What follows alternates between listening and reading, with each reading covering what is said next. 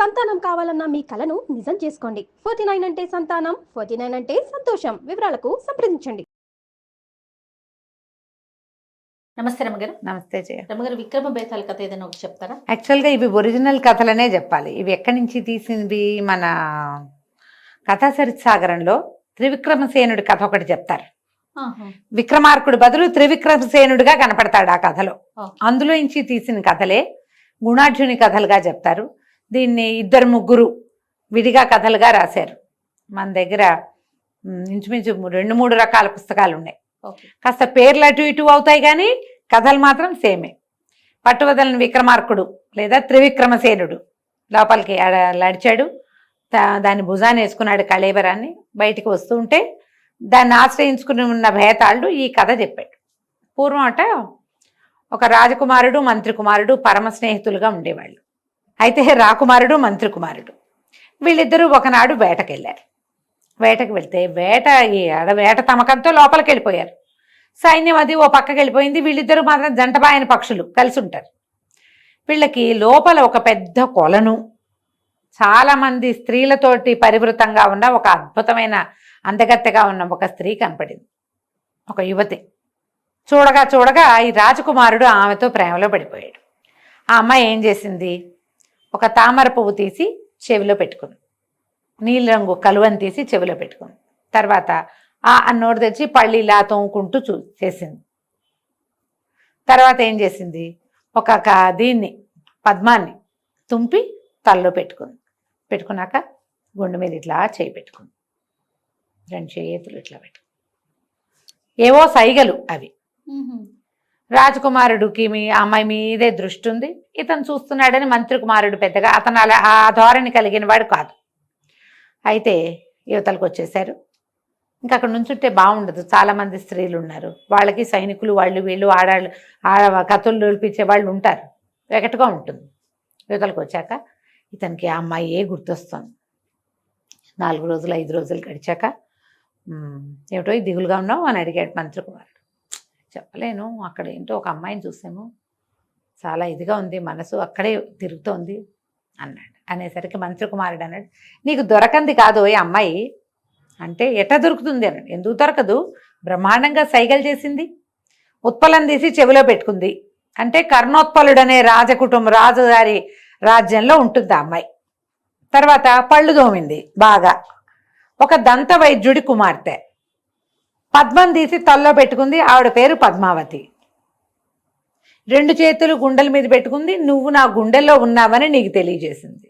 నువ్వు అర్థం చేసుకుంటే బాగుంటుంది, నీకు అర్థమైందా అన్నాడు రాజకుమారుడు. ఎందుకు అర్థం కాలేదు, నేను అక్కడి నుంచి వచ్చాక నీ మూడ్స్ కనిపెట్టి ఈ వ్యవహారం అంతా కనుక్కున్నాను. కళింగ రాజ్యానికి రాజు కర్ణోత్పలుడు. ఆ కర్ణోత్పలుడి దగ్గర సింహుడు అనేటువంటి దంతఘాటకుడు అంటే డెంటిస్ట్ ఉన్నాడు, రాజుగారి డెంటిస్టు. ఆయనకు ఒక అద్భుత సౌందర్యవతి అయిన పద్మావతి అనే కుమార్తె ఉంది. చూడు 3 పాయింట్లు ఇక్కడ కుదిరినాయి. ఈ అమ్మాయి ఆ పళ్ళ డాక్టర్ గారి కూతురు. ఫ్రెండ్స్ తోటి విహారానికి వచ్చింది. నువ్వు నాకు నచ్చావు అని చెప్పింది నీకు, పద వెళ్దాం అనేసరికి ఒక 20 రోజులు పోయాక వెళ్ళిపోదామని, మళ్ళీ వేటకెళ్తున్నామని చెప్పి మాకెవరూ తోడొద్దు, మేమిద్దరమే వెళ్తామని వీళ్ళు ఏం చేశారు, కళింగ రాజ్యానికి వచ్చారు. ఆ కర్ణోత్పలుడు రాజుగారు, డెంటిస్టు సంగ్రామసింహుడు, ఆయనకి కూతురు వాళ్ళ భవనానికి దగ్గరలో ఉన్నటువంటి ఒక పూటకోళ్ళ ఇంట్లో దిగారు. ఆ ఇల్లు ఒక ముసలావిడిది. అయితే ఈ పూటకోళ్ళ అవ్వలు, పేదరాశి పెద్దమ్మలు వీళ్ళంతా రాజకుటుంబంతో పరిచితులుగా ఉంటారు. చాలా మన ఈ కథల్లో అలాగే కనపడతారు. దేశాల కథలు తెలుసుకుని రాజకుమార్తెలకు చెప్పటాలు అవన్నీ జరుగుతాయన్నమాట. అయితే వీళ్ళు నిదానంగా కనుక్కున్నారు.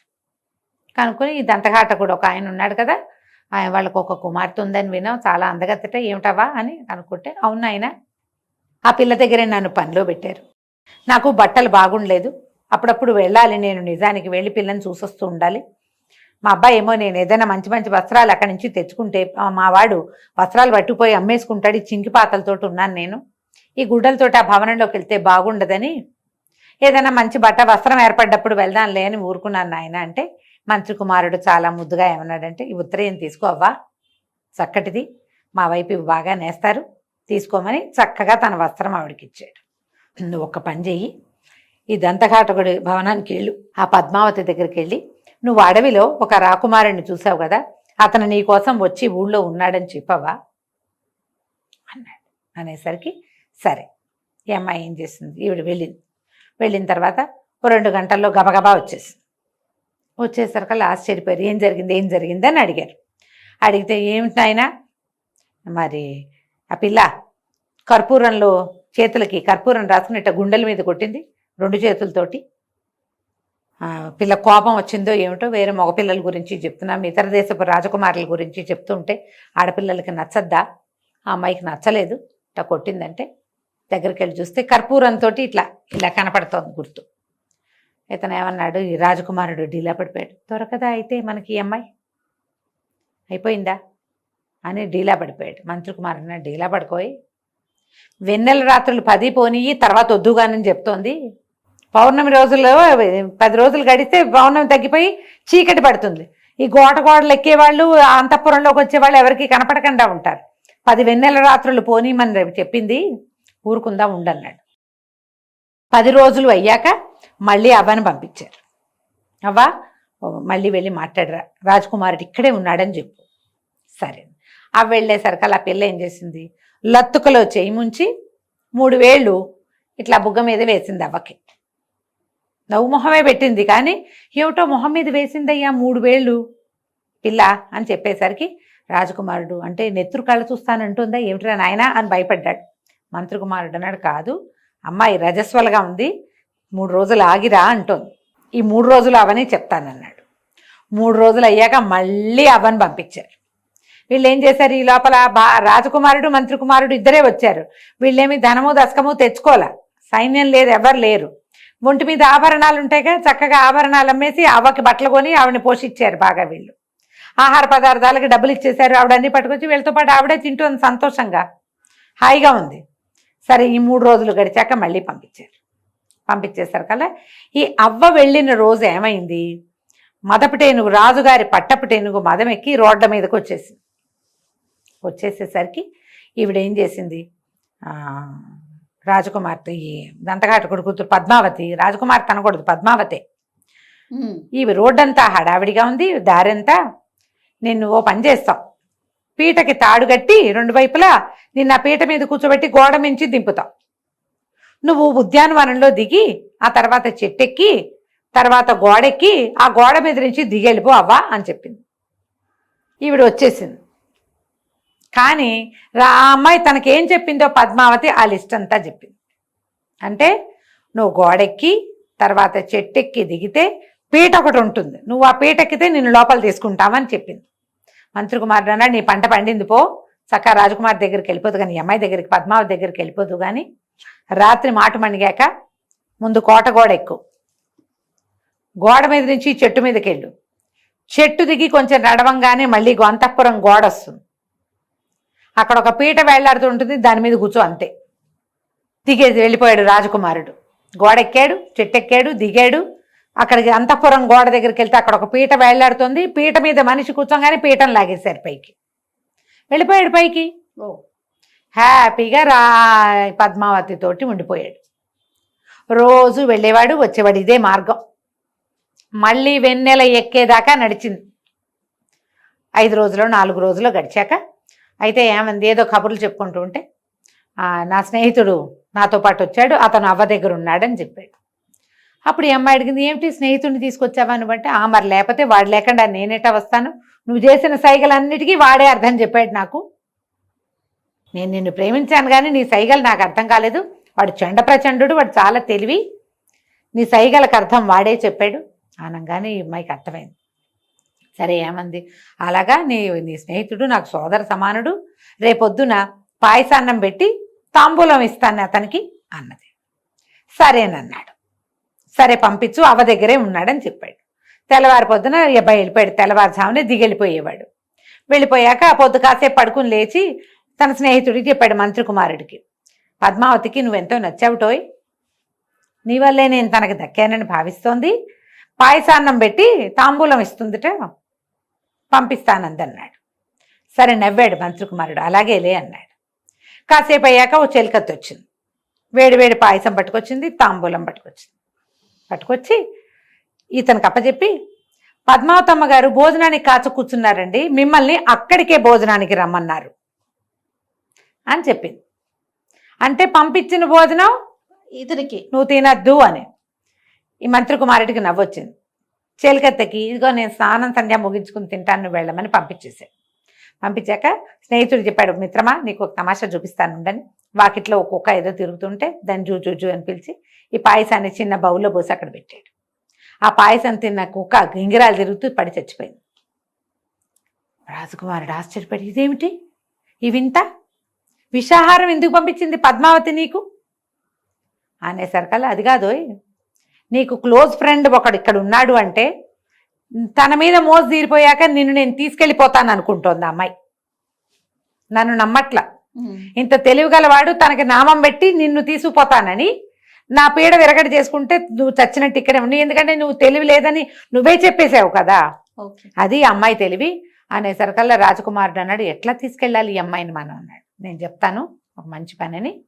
అక్కడ అటు ఇటు చూసి బజార్ వెళ్ళి ఒక చిన్న ఇంత త్రిశూలం తీసుకొచ్చాడు. ఆ త్రిశూలం ఎట్లా ఉంది, కొంచెం కాడ పట్టుకుంటే కరెక్ట్గా ఇలా ముద్రేయటానికి వీలుగా ఉందన్నమాట. ఇవాళ రాత్రి నువ్వు పైకి వెళ్ళి బాగా తాగిచ్చు ఆ అమ్మాయిని, ద్రాక్షాసవం ఒళ్ళు తెలియకుండా పడుకుంటుంది.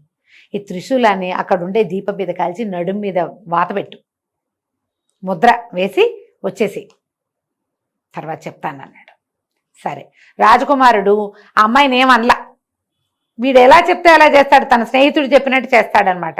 రాత్రికి మళ్ళీ కోటలోకి వెళ్ళి అంతఃపురంలోకి శుభ్రంగా ఇద్దరు కబుర్లు చెప్పుకుని ద్రాక్షాసవం బాగా తాగిచ్చాడు. ఒళ్ళు తెలియకుండా అమ్మాయి పడుకోగానే ఆ త్రిశూలాన్ని కాల్చి నడు మీద వాత పెట్టి వచ్చేసాడు. వచ్చేటప్పుడు ఏం చెప్పాడు అతను, పద్మావతి ఒంటి మీద నగలన్నీ ఒలుచుకునిరా, అమ్మాయి పెట్టుకుంటుంది, ఏవో ఉంటాయి రాత్రిళ్ళు పడుకునేటప్పుడు కూడా కొంచెం ముత్యాల దండలని గాజులని ఉంటాయి కదా, ఆ గాజులు కర్ణోత్పలాలు మెళ్ళలో ఉండేవి నడుముకుండేవి సాధనాలు పుచ్చుకొచ్చేసి అన్నాడు. అమ్మాయి నిద్రపోతోంది కదా, వాత పెట్టేశాక ఈ నగలు 4 ఒలుచుకుని మూట కట్టుకుని కిందకి తీసుకొచ్చేసాక ఏం చెప్పాడు మంత్రి కుమారుడు, నేను శ్మశానం దగ్గర కూర్చుంటా, మునివేషం వేసుకుని తాపసి వేషంలో ఉంటా, నువ్వేం చేస్తావంటే ఈ ముత్యాల హారం పట్టుకెళ్ళి బజార్లో అమ్ముకురా. ఆ రోజు పొద్దున్నే ఏం జరిగిందంటే రాజకుమారుడు మరణించాడు. ఊరంతా విచిత్రంగా చెప్పుకుంటున్నారు. రాజకుమారుడు గుండె పగిలి ఎలా మరణించాడు, చిన్నపిల్లాడు, ఒక 8-9 ఏళ్లవాడు. ఊరంతా శోక సముద్రంలో ఉంది. ఏ రోజైతే ఇతనికి పాయసం వచ్చిందో ఆ రోజు, పాయసం వచ్చిన రోజు ఇది మర్నాడు పొద్దున ఈ పని చేశాడనమాట. ఈ ముత్యాల హారం అమ్ముకుని రమ్మని 12 గంటల వేళ పంపించాడు.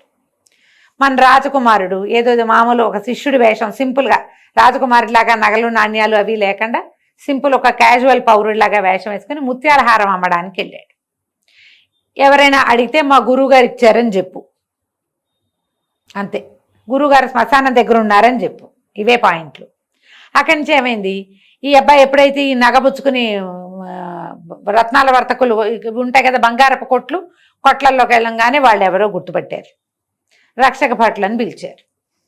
ఇవాళ ఉదయం దంతఘాటకుడి కుమార్తె అయినటువంటి పద్మావతి నగలన్నీ అపహరించబడ్డాయి.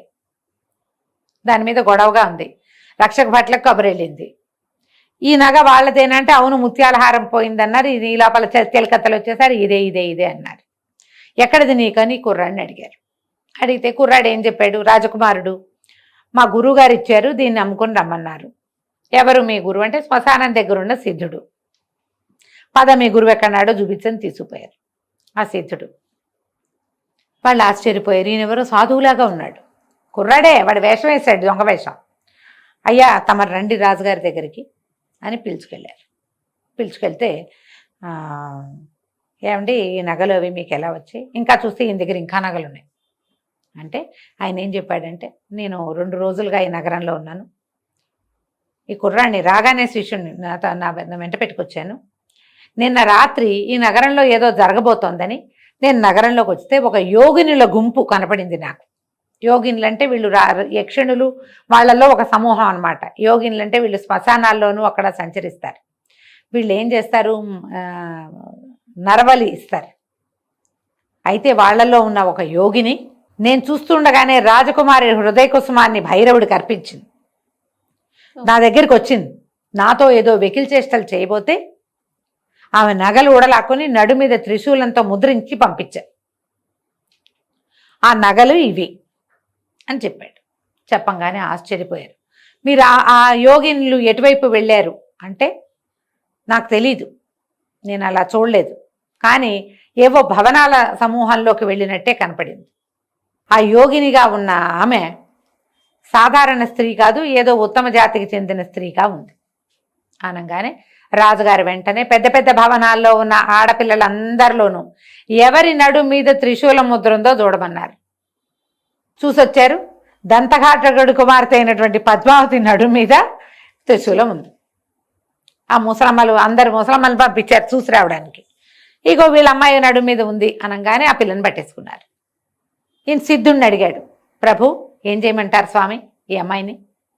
ఈ అమ్మాయి వల్ల కదా రాజకుమారుడు చనిపోయాడు అనేసరికల్ ఈయన ఏమన్నాడు, చిన్న వయసు, యోగినిగా అయ్యుంటుంది, ఈ మధ్య తల్లిదండ్రుల నుంచి దూరం చేసి శ్మశానం దగ్గర వదిలిపెట్టండి, ఆ అమ్మాయి దాన్ని అమ్మాయి అయిపోతుంది, దాన్ని శిక్షిస్తే మీ వల్ల కాదన్నాడు. రాజుగారు సరేనని ఈ పద్మావతిని వాళ్ళ ఇంట్లో నుంచి బయటికి తెప్పించి సైనికులతోటి తీసుకుపోయి శ్మశానంలో విడిచిపెట్టించారు. యోగిని కదా, ఇంకా ఊళ్ళో ఉండకూడదు. రాజకుమారుడు మరణానికి కారణమైంది, రేపొద్దున ఎంతమంది కుమారుల మరణానికి కారణం అవుతుందో అది అనగానే అయిపోయింది. వాళ్ళ అమ్మ నాన్న లబోదిబోమని ఎడుస్తారు, మా పిల్ల యోగినిగా మారిపోవటం ఏమిట్రా దేవుడా అని. చిలకత్తలు అందరికీ తెలుసు, ఎవరో మగవాడి దీని దగ్గర రెగ్యులర్గా వస్తాడు తెలుసు వాళ్ళకి. ఎవరు నోరు తెరుస్తారు? నడు మీద ముద్ర అయితే ఉంది కదా, వాళ్ళు నోరు నొక్కుని ఊరుకున్నారు. అందుకేనేమో ఇది పెళ్లిగాని పిల్ల, వాడేమన్నా తీసుకొచ్చుకుంది, ఇలాంటివేవో ఊహిస్తాం కదా. ఇదిగో పూలంటే అదిగో తోక. శ్మశానం దగ్గర కూర్చుని ఏడుస్తుంటే మన రాజకుమారుడు మంత్రి కుమారుడు ఎందుకమ్మా ఇక్కడ పద మన ఇంటికి వెళ్ళిపోదామని ఆ అమ్మాయిని లేవ తీసుకుని తీసుకుపోయారు. శ్మశానంలోకి వెళ్ళిన పద్మావతి ఏమైందో ఎవరికి తెలియదు, యోగినిగా మాయమైపోయింది అనుకుంది. ఈ అమ్మాయి మాయమైపోయింది, వాళ్ళు వెళ్ళిపోయారు. ఈ కూతురు విరహంతో తల్లిదండ్రి ఇద్దరు గుండె పగిలి చనిపోయారు. అయ్యో, ఇది కథ చెప్పాడు బేతాళుడు. ఓ రాజా, ఈ తల్లిదండ్రుల మరణానికి కారణం ఎవరు? పద్మావత, రాజకుమారుడా, మంత్రి కుమారుడా, ఎవరు? సమాధానం తెలిసి చెప్పకపోయావో నీ తల 1000 వక్కలవుతుంది అన్నాడు. రాజుగారు అన్నాడు, అందులో తప్పేముంది? రాజకుమారుడు పద్మావతి వాళ్ళిద్దరి తప్పు కాదు, వాళ్ళిద్దరు కాముకులు, ఒకళ్ళ మీద ఒకళ్ళ ప్రీతి వాళ్ళకి. కాముకత్వంతో ఎలాంటిదైనా చెయ్యొచ్చు. వాళ్ళిద్దరూ వాళ్ళు కలిసి ఉన్నారు, కానీ వాళ్ళేమి ఇతరులకు ఏం చేసిందేం లేదు. ఇకపోతే మంత్రి కుమారుడు, అతను రేపొద్దున కాబోయే రాజకుమారుడి యొక్క కాబోయే మంత్రి. తన రాజుకి మంచి చేయటమే వాడి ఇది. దానికి ఎవరేమిచ్చినా సరే వాడి వృత్తి ధర్మంలో వాడికి ఆటంకం లేదు. అయితే ఇక్కడ తప్పు కళింగ దేశాన్ని ఏలేటువంటి కర్ణోత్పలుడిది. ఆయన ఈ సిద్ధుడెవడు, వీడు ఏ రోజు వచ్చాడు, ఆ రోజు రాత్రి వీడొకడే దాన్ని ఎట్లా చూశాడు, ఇలాంటి ఏ విచారణ చేయలేదు. చెప్పగానే పద్మావతిని తీసిపోయి శ్మశానంలో పెట్టేశాడు. ముందు వెనక ఆలోచించద్దు రాజు అయిన వాడు. కాబట్టి ఈ తల్లిదండ్రుల మరణానికి ఏదైనా పాపం అంటూ జరిగి వస్తే అది కర్ణోత్పలుడి అకౌంట్లో పడుతుంది. పద్మావతి తప్పు లేదు, రాజకుమారుడి తప్పు లేదు, మంత్రి కుమారుడిది తప్పు లేదు, వీళ్ళని కలిపిన ఆ ముసల్దానిది తప్పు లేదు, ఎవరివి తప్పంతా కర్ణోత్పలుడిది. తమ ఊళ్ళోకి ఎవరు వచ్చారో ఎవరు పోయారో ఆ లిస్ట్ అంతా తీయించద్దు. లాండ్ ఆర్డర్ లేదు అక్కడ. రాజుగా పనికిరాడు కర్ణోత్పలుడు అనగానే బేతాళుడు శభాష్ అన్నాడు, చాలా బాగా చెప్పావు, కానీ నువ్వు మౌనభంగం చేసావు కదా, నేను వెళ్ళిపోతున్నాను, ఇదే నిజం అని చెప్పి మళ్ళీ శవంతో సహా చెట్టెక్కాడు. బేతాళుడు చెట్టెక్కాడు, ఈయనేమో వెనక్కి నడవటం మొదలుపెట్టాడు. కథ పాయింట్ చూసావు ఎట్లా వచ్చిందో? చాలా బాగుంది. ఇలాంటివి ఒరిజినల్ కథలు చెప్పుకుందాం కొన్ని. తప్పకుండా రమ్మగారు. నమస్తే. నమస్తే జయ.